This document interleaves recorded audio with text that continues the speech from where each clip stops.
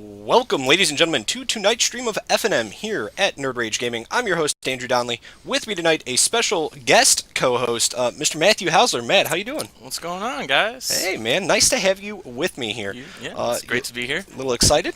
A little bit. Ready to see some standard get played? I'm excited it's Friday. I am excited it's Friday as well, yeah. But yeah, I'm ready. All right. Waited all week for this. Really? All week? That's my life, man. All right, well, let's see what we've got for a round one matchup here. It looks like we've got CJ on Sultai control and Josh Brohman there on Black-White Constellation. Both of these guys you've played with and against in the past. So who do you like in this matchup here? What do you think's favored? Well, just going on the player's skill alone, I'd give a slight edge to CJ. Mainly just because I know what he's playing. Okay. Black-White Constellation, kind of a new brew here. Yeah, definitely. Don't think we've seen much of that. No, it's out of the corner of Josh Brohman too, which is fairly interesting. As we know, he's a pretty heavy aggro player. Definitely likes to turn his cards sideways. So I'm interested to see what he does here with this Black-White Constellation deck. Yeah, absolutely. I think once we get a better understanding of what's in his deck, we'll see how it plays against Sultai control anyway. Cards that I hope are in there, Underworld Coinsmith. Sure. Would love it. Little gain and drain. Yeah, baby. Love it. That's the road I'd like to take with that type of deck. I'd like to also see probably some Athreos would fit well into there. I would imagine Athreos is in this. I'm gonna guess Doomwake Giant? That would also be sweet. Can't imagine that wouldn't see play, and I'd assume Whip. It doesn't look like he has one in the sideboard, so one in the main deck would be pretty darn good. Must be. So both players here kind of ready to go, it looks like. Doing some quick hand signals here. And make sure that they are all set and ready to play. The silent language of magic. Talking with your hands. Correct. Josh going to draw his opening hand here as they get the okay to begin. Both players starting with 7. That's a good indication that we're beginning. Yeah, that's usually a common rule. I just want to see what Josh's hand is. It'll be pretty interesting. So let's see. It looks like they're going to slow roll us. They want to make sure. First of all, they probably want to make sure they have 7 and aren't starting with the infamous 8. Yeah. So no one ever wants that. I mean, everyone wants that, but... All right. It looks like we've got land and spells, but Josh is deciding he doesn't want to keep that. Just not the right land and spells. Definitely. Both these guys have played each other probably countless times, and you've probably played both of them countless times. They are CJ's resident judge here at Nerd Rage Gaming. Josh plays in a majority of our events, and then you yourself are a regular joining us tonight. Oh yeah, absolutely. Yeah, CJ knows his magic. Josh is also a very skilled player. He always strikes me as the kind of guy who can pick up any deck and play it well. Yeah. He's always kind of jumping around. I know he was playing the blue-white heroic, just sort of fringy, and then now he's kind of surprising us here with this black-white. You're not wrong there. He definitely moves on from brew to brew, and it always seems like he's on essentially the knife's edge of whatever the next deck is that might see play. From what I understand, Josh has some insiders. Knowledge. Some guys behind some deck building tech, and he kind of gets first call on those decks. He brings them here, he tries them out. I imagine he relays something to him. So Josh going down to 6 here. He's got some land. I don't know if he's off black, though, here. I'm seeing land and spells. So he's going to start lead with the plains. CJ will take the draw. He's going to go with the temple, sees the scry of what looked like a Landwar Waste, and is going to pass. Landwar Waste, not what he needs? Not at all, but this might be what I asked for, and there it is. You got your Coinsmith. Hey, baby. I like that. CJ doesn't even know it. He's going to take a quick check. Josh will go up to 21 here off the Coinsmith trigger. That he will. CJ also going into temple here, so maybe not a Satyr Wayfinder immediately off the bat. I think CJ found another land on top. Yeah. Let's take a look. Casting for 3. Baby, I'm 2 for 2 so far. Oh, man. I think you know this deck. I might. I think you're slow rolling. Was I? So an Athreos definitely great in this deck. That will trigger Constellation. Yes. That much closer to being online. So here we see a good countermeasure from CJ in the form of Ashiok. And this is a card that has been definitely dominating Standard recently. Is that a A Johnny's Pride Mate? Is that what that is? I think so. No way. I'm looking for a cat. It might be. I'm trying to see if that's what I think it is. So here's another. I think just based on having a Coinsmith out, that Pride Mate would benefit greatly from Josh gaining life constantly. So I can agree I'm with going to that. assume that that's what that card is. CJ down to 16 after the attack. We're going to see another double trigger here. Yeah, that's going to get hairy now. Boy, I really like that. Definitely like the Coinsmith. CJ with removal in his hand, but it's just spots, so he has no real way to take out both of the Coinsmiths at once. Got to start somewhere. This board's going to get out of hand if CJ can't do anything about it. Yeah, Aetherios almost online as well. So we find a Coinsmith and a Doomwake. Giant. Not bad. I called that one. Yeah, you did. That was a safe bet. Doomwake's a pretty safe bet. If you see black and you see Constellation. Yep, absolutely. Although Doomwake's Constellation probably not relevant in this matchup. No, not much shrink happening. I don't think there's much there to hit. So we'll see a Hero's Downfall on the Ashiok. CJ with a response, he does not. His response is to let it die. Yes. I wonder if we're looking for a timely Crux of Fate here from CJ, but we'll see him whip out the Hero's Downfall. We'll have an Aetherios trigger. Mm-hmm. Does he want to give that back to Josh, he says? I probably wouldn't. No? No, Let that one just go to the yard? It's just recurring Constellation over and over. Mm-hmm. I'd take the 3 life. CJ opting to give it back, though. Like this play of Kiora here. Just going to target down the Coinsmith. Alright. So we had a slight look at CJ's hand there. He has a Villainous Wealth in hand. Another Hero's Downfall. Looks like a charm. Yep, and then some land. I actually had. Is that a Sultai charm or is that the Villainous Wealth? It's hard to tell. It might be the wealth, I think. So we'll see a drain and gain again. Yep. Josh going up to 27. Here comes Aetherios at the Kiora. He's going to count and say, yeah, he is online. Yep, that's a big god. And that's it. CJ is going to scoop them up in the face of Aetherios, God of Passage. Holy cow. So that's a pretty strong deck coming out there from Josh's side. I like it. Yeah, you like that? Absolutely. Always a big fan of Aetherios. I like black-white decks. Sure you do. Because half of the deck is black. and you know me. I do. You're very fond of the black creatures. I do love my black creatures. But yeah, you don't see Aetherios very much. This is definitely very rogue on Josh's part. I would say so. He's definitely surprising people. So while the players are sideboarding, let's take a look at the sideboard. I've got CJ in my hand here for the Sultai control. He's got a 1 of Interpret the Signs in the sideboard, 1 of Silumgar the Drifting Death, 2 Negates, 2 Feed the Clans, 1 Bioblight, 2 Pharika's Cures, 1 Drown in Sorrow, 2 Rakshasa Death Dealers, 1 Necropolis Fiend, and 2 Thoughtseize. What do you like coming in from that sideboard? I think you bring in Thoughtseize. Okay. It's just, you saw Josh's hand there. Anything he plays is just action. Yeah. Any chance you get to kind of strip his hand of that stuff is really good. How do you feel about things like Bioblight and Pharika's Cure? Absolutely. I mean, we saw a bunch of small bodies. There's not much to do if Aetherios comes out and is online. So I could see maybe, you gotta kind of play it by ear. Sure. Like Drown in Sorrows, if you're wiping a board and giving your opponent the cards back. Some of the smaller removal packages are a little bit easier to cast against the 2/2s. I think spot removing is a little more manageable. Yeah, definitely. CJ kind of mulling over both the Rakshasa Death Dealers and the Negates we can see there. I'm kind of a fan of the Death Dealers here, as they provide you with a blocker and then a quicker clock against your opponent. Yeah, absolutely. I mean, that is an option for CJ. He is playing control, but you are allowed to go under your opponent playing control decks. We see that in a lot of the decks now. We're seeing like Fleecemane Lions coming in out of Abzan control. Sure. Sultai's totally allowed to adopt a Rakshasa. Yeah. I mean, if that thing comes out first and Josh can't deal with it, it could run away with the game. Definitely. And we didn't see much, or at least I didn't, in ways of removal from Josh's deck. Yeah. I think he's got a pretty linear strategy in just getting creatures on the board and letting them constellate. That's what it seemed like. So he might not have much in the ways to deal with it, but we'll see.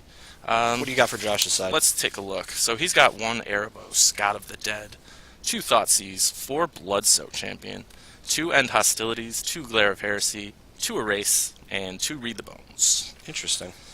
So my initial thought here is he'll probably bring in the Thoughtseizes. Mm-hmm. They're really good against control, and Bloodsoak Champion is kind of a powerhouse. That was going to be my first snap out of the sideboard. I think that card is just a pain for control decks to deal with. Just the super good creature, effective at coming back, even late game to provide it 2 additional power.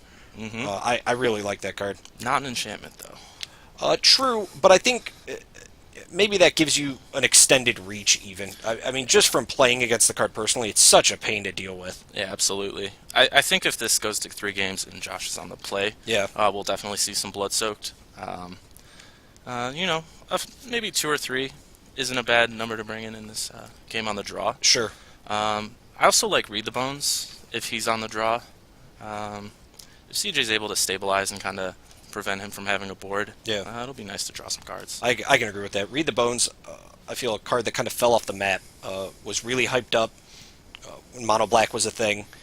Saw a lot of play, came out of the sideboards a lot for that deck. Just a good card draw engine for Black when you don't have cards like Sign in Blood in the format. Absolutely. Yeah, I'm a fan of Read the Bones over Sign in Blood. I think a lot of people are. That's just the way this. You're okay with paying the one additional mana to get the scry to potentially dig deeper. Yeah, absolutely. Okay. So both players shuffling it up. Man, that was a quick. Yeah, I'm a fan. Decks, yeah, I'm a fan of this deck. You're gonna snap that deck list off after this? I might have to. Why not? Post it on Twitter. There you go. That's the way to do it. Just sink all my money into it. I'm pretty sure I have like none of the white cards that this deck has. So let's see. CJ leading off here with the Temple. Gonna scry, put it on the bottom. He's got Farika's Cure in his hand now. So he definitely brought those in. We see a Dig Through Time as well. Josh not playing anything, but this might be a Coinsmith. No, it's the Ajani's Pridemate? Yep. Yeah. Boom. Farika's Cure, Swiftly CJ dies. says. Yep. Yeah, Farika's Cure, pretty relevant in this match. I think any little amount of life CJ can gain will give him an edge. The control deck probably having a little bit easier time here when it's on the play. Sure. Both players sitting at a cool 21. Gotta like that. That's a the synergy. Yeah, the 2-drop 3/3. That's value. That is value. So CJ gonna kind of mull it over here. Doesn't know if he wants the. So we're gonna go with the Yawgmoth's Tomb, the Urborg, so we can get that double black and get the Bile Blight. Bile Blight will take care of your 3/3. Like it. Your life gain's not fast enough, Josh. And this is kind of interesting because we haven't seen a real top end from Josh, save for Aetherios and the Doomwake we saw. So that's going to be a Mastery of the Unseen. Wow. I like that a lot, really? Actually. And the Bloodsoak Champion. And there's our Bloodsoaked. Very cool. Yeah, I like Mastery in this deck a lot, too. I was kind of hoping it was in this deck. It's just kind of like that dark horse that showed up and was like, hey, guys, I'm really good. Yeah. And sure enough, any deck that can play it pretty much is. And Josh is able to start manifesting. Looks like he's going to lead with the attack. CJ down to 19, so he's sitting on a Crux of Fate and a Dig Through Time. So Josh has to be careful here not to begin manifesting and almost overextending into a board wipe from CJ. Sure. Not to mention Dig Through Time, obviously very potent. Yeah, Dig Through Time is up now, thanks to that fetch land. Yep. So we'll probably see an end step Dig Through Time here. And I if we're talking about colors we like, Dig Through Time is a card I enjoy greatly. As really? It, yeah. I had no idea. As it filters into my Blue Mage fantasy quite well.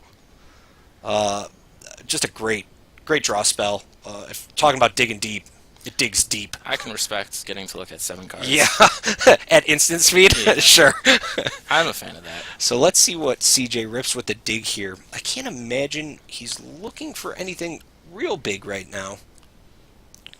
But he finds a fairly good amount of gas. So we see the snap off on the Sultai charm. Sure. He's got 2 Satyr Wayfinders, and it looked like a Murderous Cut as well. Yeah, he probably wants to deal with that mastery. Mm-hmm. Just another one of those cards that can get out of hand if you don't deal with it. So he does have the backup Crux of Fate in hand. I don't know if I'm okay with the Satyr Wayfinder here. He'll inevitably probably using it just to block said Bloodsoak Champion. That's totally fine. You're getting value out of your Wayfinder. It's going to fill your yard. And that's really all it's meant to do, I think, is just chump block something. I think it's bonus that it sends the Bloodsoak to the yard. Mm-hmm. You can recur it, but it's the only creature Josh has right now. He is going to manifest. Ooh. So, sure, yeah, he'll get one. He'll get another creature. So he'll probably be able to reoccur this Bloodsoaked.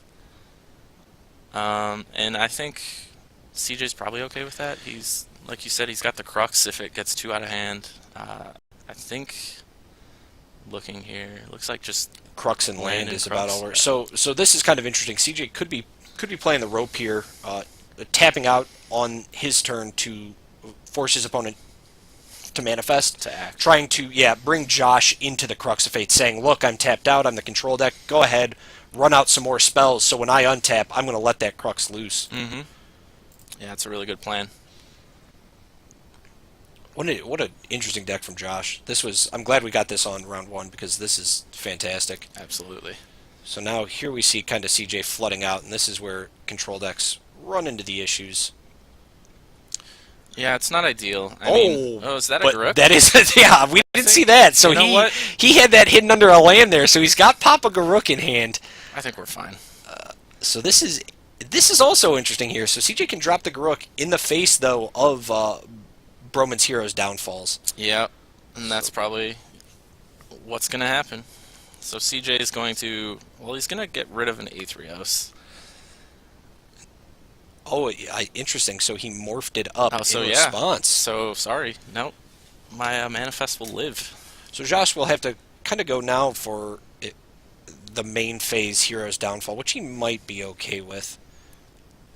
I think so. Yeah. I think blanking your opponent's Garuk completely is just too juicy to pass up. Mm-hmm. I don't know if this Downfall has many other targets.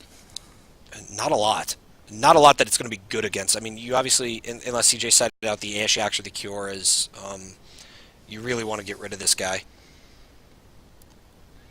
Yeah, just such a threat. I'm not a big fan of staring down a Garuk. The apex predator. I would have fired off this Downfall a long time ago. Sure.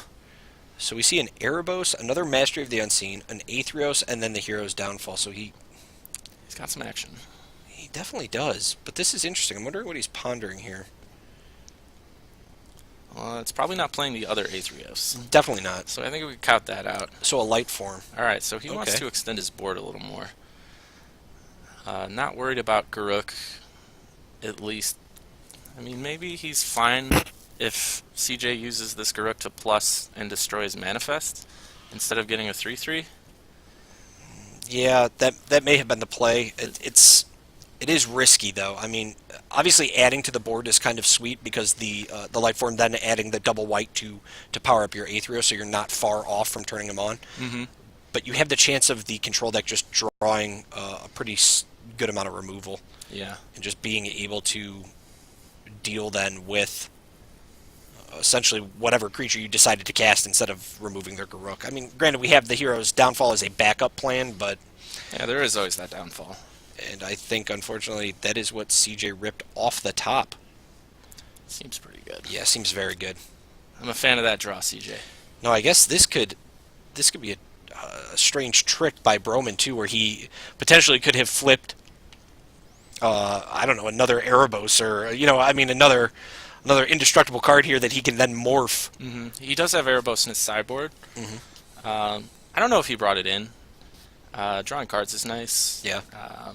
I don't think CJ's gaining much life in this game, and Erebos is really good at shutting that sort of thing down. Yeah. But it does have indestructible. CJ probably wouldn't be able to deal with that. So we'll see the Hero's Downfall on the light-formed manifested creature. Well, now we get to find out what it is. See what that is. It's a Brimaz. Yeah, that's a good one. So CJ is going to pay 3 here to let that Brimaz stay in the yard. And I think that is the right call. I think so, yeah. And Josh fires back with the downfall we knew he had for the Garruk. So CJ now with a Beast, though, in play. And a Kiora off the top. Here comes Beasters. Get a free attack in. Josh dropping down to 18. Can't count out the 3/3 Beast. Now, if I'm CJ here and I play this Kiora, I'm going for the infamous Andrew play, and I'm using the minus right away. I'm not plussing anything. I'm not plussing to target down the Athreos. I'm going to play my additional land and draw my card. Sure. Granted, it is another Kiora. You know what? That's fine. So now if you target this one down, I have a backup. Yeah, I draw more cards. I always like that. I mean, I think when you're sitting in the seat of the control deck, that's one of the best things you can do, is just get yourself in a good position. If you're heavy on land in hand, go ahead and just play it out. Yeah, absolutely. Not a whole lot going on Josh's side for Kiora to +2. Yeah, you can kind of fog the Athreos. Josh had nothing committed to the board. Right. You still got a Crux. I mean, I think CJ's actually in a nice spot right here. He's got a lot of lands. He's most likely able to do whatever he wants. And that Kiora, the other Kiora in his hand, as you said, is also going to start doing work for him. Josh going to manifest the top here. Just to block that Beast. Interesting. Yep. And it's another Brimaz. I see. So we have now figured out. I might have been a little late to the party interaction-wise, but that is a nice interaction. That is a very good interaction. So we're seeing Josh use Mastery of the Unseen to place 2/2 manifested creatures onto the table, block, and with Athreos out, the Athreos will trigger, and his opponent will have to decide if he wants to pay the life, or Josh gets the creature. So CJ is going to say, okay, you get to keep that guy. You can have that Brimaz. And I like this play as well. I'm going to minus the Kiora I already had out to make sure I get a card. Cash it in. Cash the Kiora in. So we'll get to see a Scry here. Also a good play. There's the Hero's Downfall. He's going to ship it to the bottom, though. Interesting, as we have the Kiora we can play now, and then minus to just draw the Hero's Downfall. But he might be looking for more along the lines of creature action. Yeah, we are kind of running into the problem where if Josh is manifesting creatures instant speed, and then just getting them back anyway off Athreos. So that's probably why CJ doesn't think that Downfall is too appealing. He did decide to go for the plan of play an additional land, draw a card off the second Kiora. He's going to find the Drown in Sorrow there. Counting his land, I wonder if he took out the Villainous Wealth or if it stayed in. Hitting a Villainous Wealth at, this late in the game for 1, 2, 3, 4, 5, 6, 7, X of 8 against the Constellation deck, you can do some damage. That seems pretty good. Yeah, doesn't seem bad. This Constellation deck is kind of aggressive, though. It is. Maybe Villainous Wealth's a little too slow. It depends. If you hit, let's say I hit a Doomwake Giant and, I don't know, 3 other Underworld Coinsmiths, I'm sitting in a pretty good spot. That seems pretty good. Yeah, seems all right. Beat you with your own deck. Yes. Villainous Wealth is good for that. So Kiora's going to plus here. And not ready to cash this one in yet. What do we want to target, though, is the question. So the question is, does Athreos make you lose life or deal you damage? 2, 3, 4 he's at right now. 5, 6 from the Brimaz in hand. And then if Josh had, another... So this is kind of dangerous, because this deck could sneak Athreos online very quickly. Especially if that manifest is a creature. Definitely. And I think Josh is like 4 for 4 on his manifests. Oh, yeah, creatures. as creatures. I mean, the first 2 manifests were both Brimaz. I just want to point out, had that first Brimaz survived, it would have been a 3/4 flying lifelinker. It seems... I always said Brimaz needed to fly. And sure. Have lifelinking. And so there you have it, guys. So yeah, okay. So now we have the issue because Athreos is online, and this definitely puts CJ in a bad spot. As far as if he cruxes here, what? So CJ blocked the manifest, and then let his Kiora die. Yeah. So he's got a Crux in Drown in Sorrow in hand. What can we do to set the board state back? We can Crux here, which we will. Then he will have to decide what creatures he allows Josh to have back.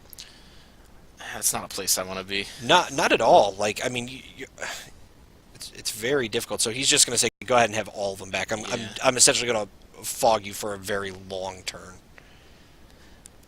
Yeah, I never thought I'd see Crux of Fate being a fog. It definitely seems more powerful than that. That's for sure. Yeah, you'd like to hope so. Yeah. The Aetherios is offline, though. That's good. So, I mean, Josh is going to be spending his turns committing to the board. And CJ is going to hope to top deck removal, probably in the form of Crux of Fate. And, I mean, what can he find to really stabilize this game, though? I mean, I don't think any form of removal is really going to get him out of this. So, like a Pearl Lake Ancient doesn't do much for him. I mean, it's a hefty blocker, but it's still not quite there. Like I said, ripping a Villainous Wealth is probably what you want to do. The problem here is, once again, now Aetherios is just online. Yep. There he goes. CJ dropping down to 7. And Crashing that guy down in with the 5. gets turned on pretty darn quick. Let's see what he rips off the top. Well, when your hand's loaded and you just get all the cards back. That's it. CJ's going to go scoop it up after he sees the, the Rakshasa's Secret coming in off the top. I also attack your hand. Yeah. There he was. He shows Josh the Villainous Wealth and says, if I would have hit this, that would have been it. Yeah, that might have been his out. Just match your game plan of playing guys, getting triggers, and eventually then just have blockers. I mean, if CJ hits his own Aetherios in the process, he's pretty far ahead. So you can kind of see here as he desideboards, the Freakus Cures came in, which I agree with. Definitely think that's a solid card to bring in. Yeah, like I said, it's a small creature aggro deck. He's getting value off that Aetherios when it's out. But being able to deal with them on turn 2 and 3 and gaining life off it is really pretty good. relevant. Sure. Drown in Sorrow also coming in.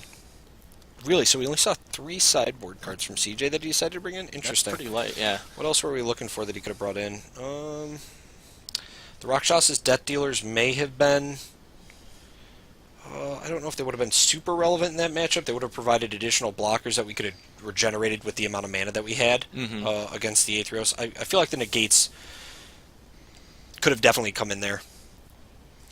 Yeah, and Ugin would have also been extremely good to have drawn there. Yeah, Ugin was the out. That is true. Yeah, Ugin, was that the answer you were looking for from me? I would Ugin, say so, instead of the Villainous Wealth? You just really don't care about anything Aetherios does. Yeah. Just exile everything. Very true. Very true. It looks like Josh actually brought in Erebos, I saw. Yeah, he had it in his hand for a while. He never cast it, but he had it there. With that board state, yeah, it seems really good. Because, I mean, that would have easily been online as well. It's interesting to me just because I feel like Erebos and Mastery of the Unseen kind of do the exact same things. You know what I mean? And that, I guess I definitely could be wrong in that aspect, but I almost like Mastery of the Unseen more than I like Erebos. At least providing me a creature, and then the interaction it has with Aetherios is incredibly good. Like, just a great interaction. Really a big fan of how Mastery works in that deck. Yeah. Just being able to manifest creatures, instant speed, having them block, get them back with Aetherios. That's ridiculously good value right there. I mean, yeah, your line setup is essentially Bloodsoaked Champion, Master of the Unseen, Aetherios on 3. I've now almost achieved my quote-unquote combo of value to just continually roll over your opponent. Just keep chaining. Interesting deck from Josh, though. I have to admit, that was very cool. I really like it. Yeah? You think it's good? Back when Cons came out and they were starting out, it was a black-white aggro deck. And I think getting, that Mastery really kind of turned on a black-white Constellation deck. Sure. Because the black-white aggro was a little weak. You were kind of just hoping to flood your board with, X1s, and then get there with Sorin. Yeah. This one, I think, way more efficient, gets under control, can go over control. It really just hits on all cylinders, it seems like. Yeah, I completely agree with you. Now, how did you feel about the black-green Constellation decks? Did you ever have a chance to run one of those? I never ran one, yeah, but I played against one. It was, I had like a lot of erase. Okay. I was able to really deal with everything. But in theory, I could see that being good too. I think Mastery's too good. Yeah. I think White's got to be in any Constellation deck right now. I can agree with you. The card is definitely powerful, as we've seen through multiple other events where guys are up to 200, 400 life totals. Like the card is bonkers. Though of note, they're only getting to those life totals in mostly mirror matches. I'm going to say around 80% of the matches that those guys are playing where they're getting to that life total Yeah. are matches where they are faced against a very similar deck that has that goal or kind of that plan of just gaining life and not really affecting, I guess, its board state until it's ready to kill its opponent. Yeah, just outdoing your opponent really. Yeah, the problem is their interaction is weak. Yeah. So they're both able to do whatever they want to do uncontested, Right. while their opponent does the same thing. Very true. So yeah, you definitely see that. That's you're not far off there. So it's interesting to note is I was a big fan of the black green constellation decks, only because I thought the addition of Court of Calling in those decks was really good. And then when Yeah, Hornet sure. Queen came back out, like all of it seemed to kind of come together because you could kind of play that constellation package where you use the Eidolons to draw and the Doomwing Giants to clear the board, and then you ended things with Hornet Queen or That seems pretty good. yeah. I mean, You know, that deck would also get access to Frontier Siege now too, yeah, which seems pretty good. Having a extra 4 mana a turn can really enable that deck. Also, using the Dragons mode and playing a Hornet Queen